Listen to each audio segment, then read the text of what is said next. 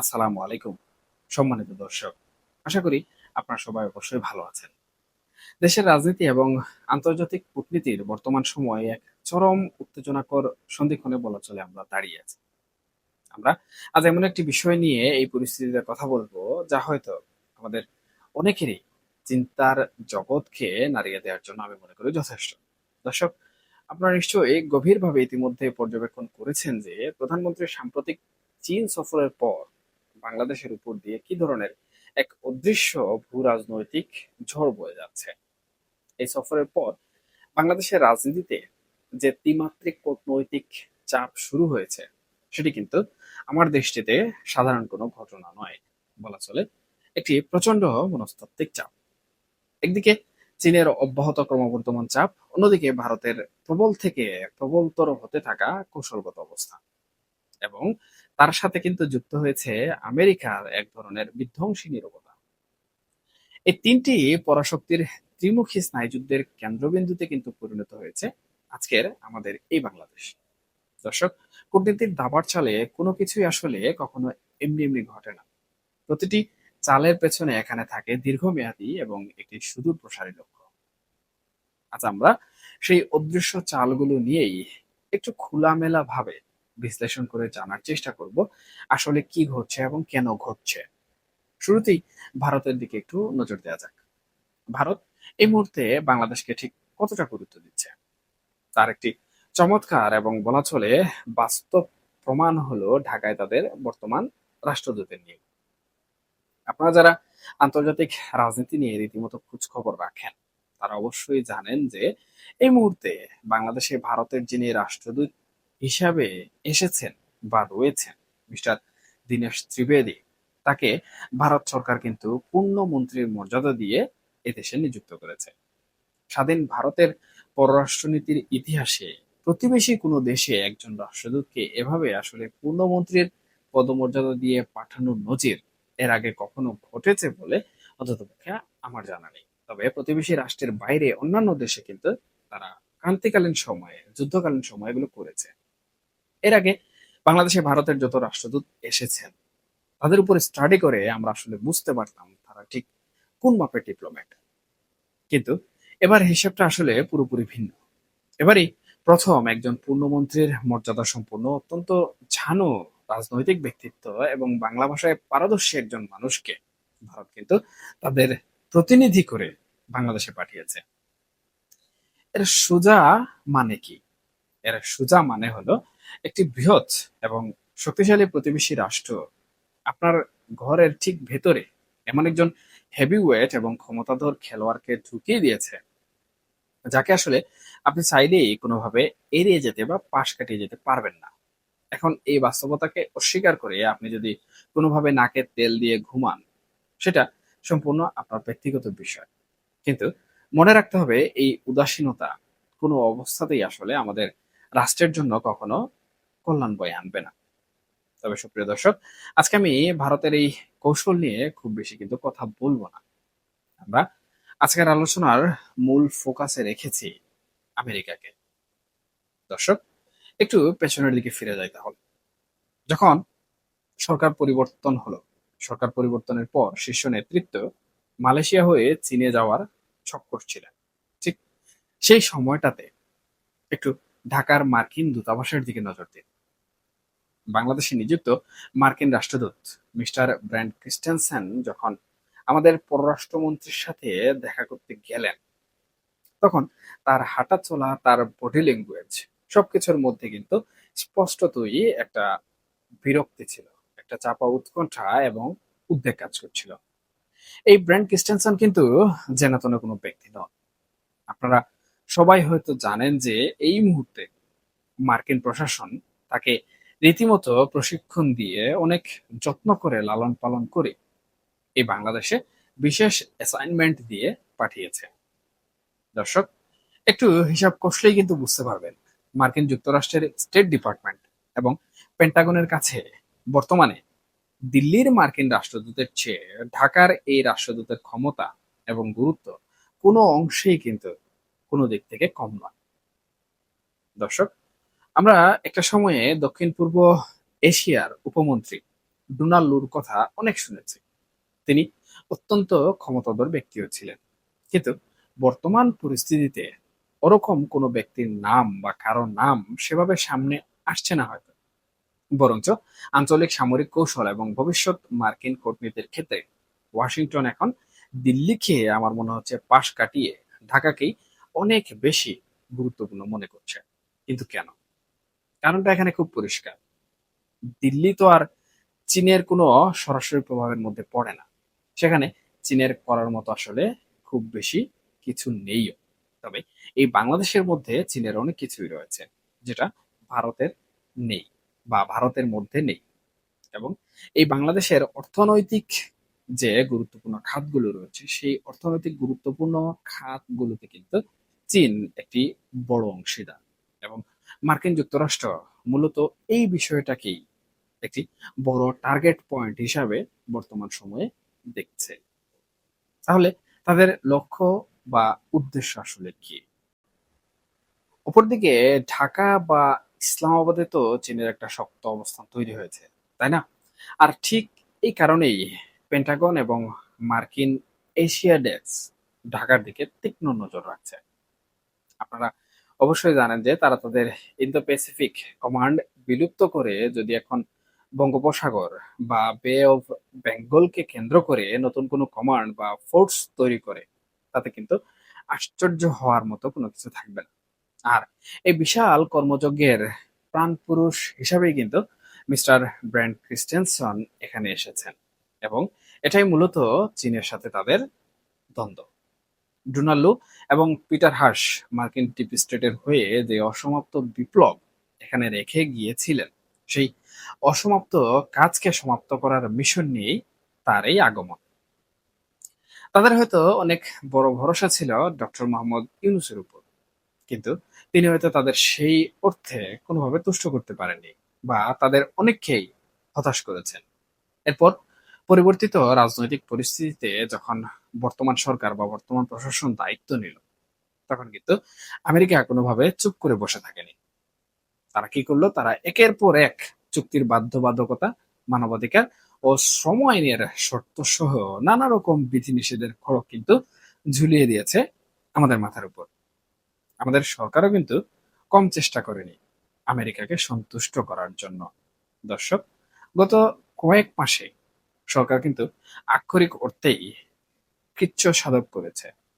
প্রশাসনের কর্তা ব্যক্তিরা এসি বন্ধ করে দিয়েছেন, দামি প্রোটোকল বাদ দিয়ে অভ্যাগত মেহমানদেরকে সাধারণ মানের খাবার খাইয়েছেন।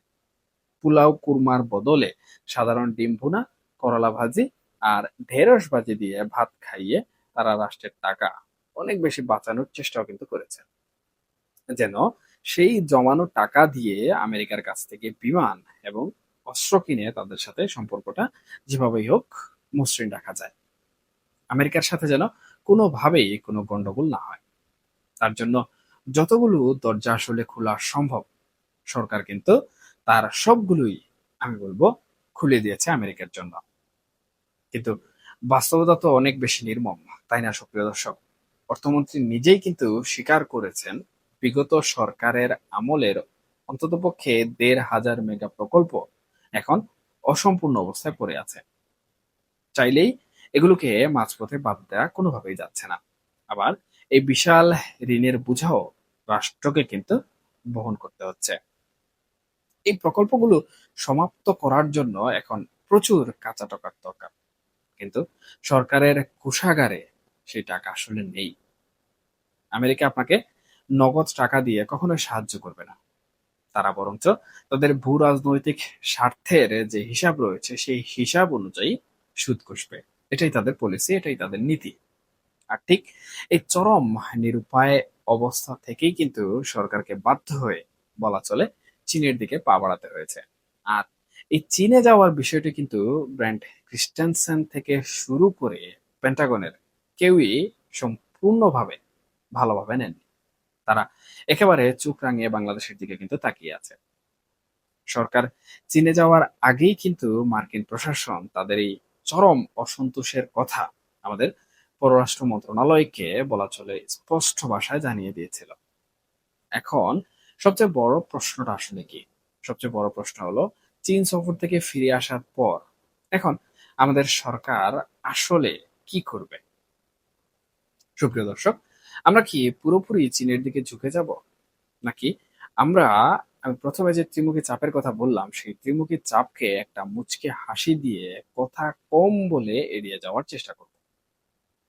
সরকার হয়তো এখন সবার সাথে সুসম্পর্ক বজায় রেখে একটু সময় ক্ষেপণ করার নীতি অবলম্বন করছে এবং দেখার ও বোঝার চেষ্টা করছে জল শেষ পর্যন্ত আসলে কোথায় করায়। আমাদের দেশের রাজনৈতিক সংস্কৃতিতে সাধারণত সেপ্টেম্বর কিংবা অক্টোবর মাস পর্যন্ত একটা মারাত্মক, বলা চলে, সংকটকাল বিরাজ করে।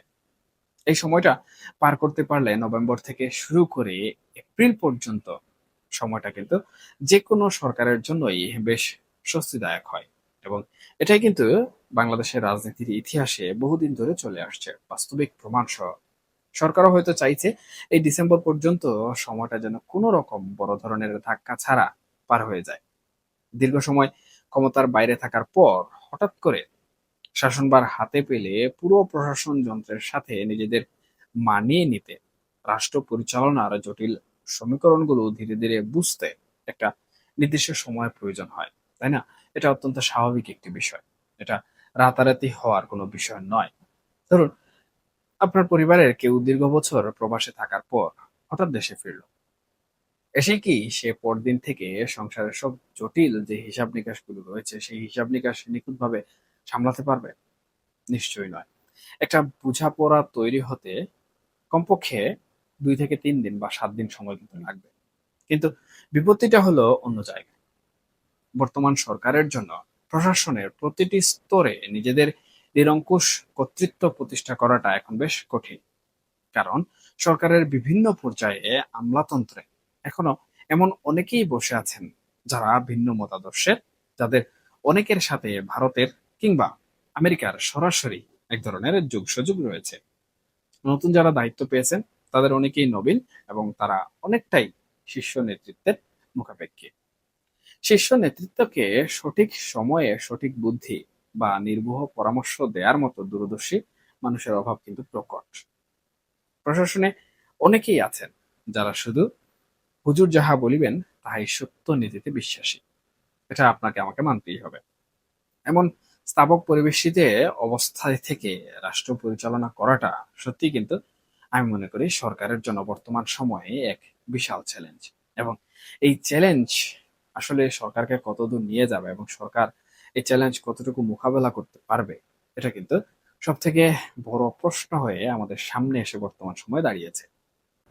সুপ্রিয় দর্শক, এই অবস্থায় আমরা যারা সাধারণ মানুষ, যারা দেশ নিয়ে একটু হলেও ভাবি, তারা মনে করি আমেরিকার এই প্রচন্ড চাপের বিপরীতে ভারসাম্য রক্ষার জন্য চীনকে কাছে টানাটা হয়তো একটা সাময়িক কৌশল হতে পারে, কিন্তু কোনো অবস্থাতেই চীনের উপর অন্ধভাবে নির্ভর করে আমেরিকার সাথে কনফ্লিক্ট বা দ্বন্দ্বে জড়ানো আমাদের জন্য আসলে কখনোই বুদ্ধিমানের কাজ হবে না। অনেকেই হয়তো আবেগের বশে বলতে পারেন যে আমরা যদি আমেরিকা কিংবা ইউরোপে আমাদের গার্মেন্টস এক্সপোর্ট বন্ধ করে দেই, তাতে আমাদের কি এমন ক্ষতি হবে? কিন্তু একটু গভীরভাবে ভালো করে ভেবে দেখুন তো, আমাদের পুরো ব্যাংকিং সিস্টেম, আমাদের রেমিটেন্স প্রবাহ, আমাদের ডলারের রিজার্ভ, আমাদের আমদানি বাণিজ্য, সবকিছুই তো পশ্চিমা বিশ্বের হাতে জিম্মি, তাই না? তারা যদি একবার কোনোভাবে রুষ্ট হয়, তারা যদি স্যাংশনের মতো কোনো জাহান্নামের গজব আমাদের উপর আসলে চাপিয়ে দেয়, তাহলে এই দেশের অর্থনীতি আমার দৃষ্টিতে বা আমার মনে হচ্ছে তাসের ঘরের মতো কিন্তু ভেঙে পড়বে। উত্তর কোরিয়া, ইরান কিংবা ইয়েমেনের দিকে তাকালে আপনারা খুব ভালো করে বুঝতে পারবেন মার্কিন নিষেধাজ্ঞার কবলে পড়লে আসলে একটি দেশের অর্থনীতি এবং সাধারণ মানুষের জীবনযাত্রা কতটা ভয়াবহ রূপ নিতে পারে। তাই আমেরিকার সাথে কোনোভাবেই কিন্তু পাঙ্গা নেওয়া যাবে না। দর্শক, আমেরিকা এবং তাদের মিত্ররা কিন্তু কোনোভাবে বসেনি। তারা সবসময় একটা সুযোগ সন্ধানে থাকেন বা একটা সুযোগ খোঁজার চেষ্টা করেন।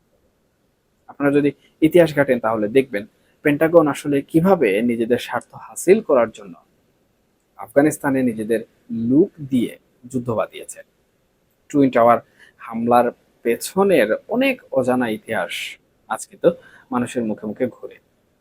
ইসরায়েল কিভাবে হামাসকে ধ্বংস করার অজুহাত তৈরি করতে নিজেদের ভূমিতেই হামলার সুযোগ করে দিয়েছিল, সেটা কিন্তু আজ আর কোনো অজানা গল্প নয় বা অজানা ইতিহাস নয়। ঠিক এমনি ভাবে আমাদের দেশেও কিন্তু এখন একটা অদ্ভুত পরিস্থিতি তৈরির অপচেষ্টা বা ষড়যন্ত্র চলছে। হঠাৎ করেই যেন কিছু নির্দিষ্ট গোষ্ঠীর উত্থান হচ্ছে। সব জায়গায় সাদা পতাকা দেখা যাচ্ছে, দাড়ি টুপিদারি মানুষের বড় বড় মিছিলের ছবি দিয়ে ইন্টারনেট তুলপার করে একটা জুজু কিন্তু তৈরি করা হচ্ছে। সেই জুজুটা কি? বাংলাদেশে জঙ্গিবাদ বাড়ছে। এই যে একটা প্রোপাগান্ডা, এর পেছনে কিন্তু অনেক গভীর ষড়যন্ত্র থাকতে পারে। এর সাথে দিল্লি জড়িত থাকতে পারে, মুসাদ জড়িত থাকতে পারে, এমনকি আমাদের দেশের ভেতরে থাকা অতি উৎসাহী যে সকল মানুষজন আছেন সেই সকল মানুষও কিন্তু জড়িত থাকতে পারে, যারা বর্তমান সরকারের সামান্যতম সাফল্যেও অনেকটাই ঈর্ষান্বিত হয়ে ওঠে। তাই এই মুহূর্তে সরকারকে আসলে হাঁটতে হবে আক্ষরিক অর্থেই সুতোর উপর দিয়ে, অত্যন্ত সাবলীল এবং সতর্কতার সাথে এগোতে হবে, যেন কোনো অবস্থাতেই আমেরিকা আমাদের দেশের অভ্যন্তরীণ রাজনীতি বা নিরাপত্তায় কোনো ধরনের হস্তক্ষেপ করার বিন্দুমাত্র স্কোপ না পায়। আমেরিকাকে সেই সুযোগ দেয়াটা হবে আমাদের জন্য একটা আত্মঘাতী বা চরম সিদ্ধান্ত। ভূরাজনীতির এই নির্মম দাবার ছালে একটিমাত্র ভুল চাল আমাদের পুরো জাতিকে এক অনিশ্চিত অন্ধকারের দিকে কিন্তু ঠেলে দিতে পারে। আমরা আশা করব নীতি নির্ধারক যারা আছেন তারা এই স্পর্শকাতর বিষয়গুলো অনুধাবন করে সঠিক সিদ্ধান্ত নেবেন।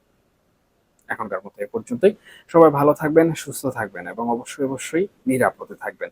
আর হ্যাঁ, এই আলোচনা প্রসঙ্গে আপনাদের যদি কোনো মন্তব্য থেকে থাকে, সেটা পক্ষে হোক বিপক্ষে হোক, ভালো হোক খারাপ হোক, অবশ্যই কমেন্ট সেকশনে জানাতে ভুলবেন না, কারণ আপনাদের মন্তব্য আমার জন্য অত্যন্ত গুরুত্বপূর্ণ। আমি সেখান থেকে শিক্ষা অর্জন করি। ধন্যবাদ সবাইকে। আল্লাহ হাফেজ।